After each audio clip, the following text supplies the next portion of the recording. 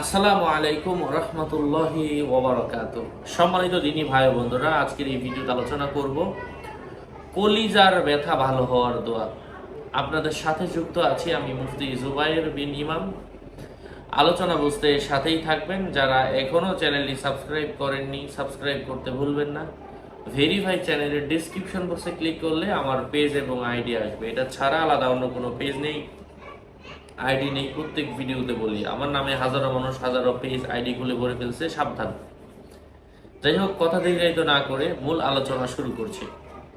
যাদের কলিজার গোড়ায় ব্যথা করে তাদের জন্য এটা আসলে ছোটদেরও হতে পারে, বড়দেরও হতে পারে, বয়স্কদেরও হতে পারে, কম বয়স্ক যারা তাদেরও হতে পারে।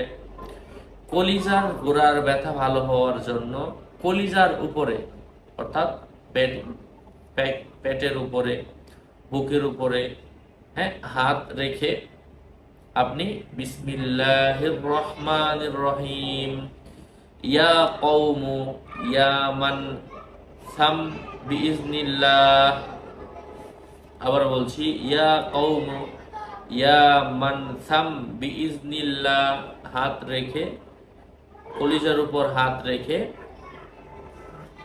আপনি এই দোয়াটা যদি 121 বার পাঠ করেন, মুহূর্তের মধ্যে আস্তে আস্তে ব্যথা কমতে শুরু করবে।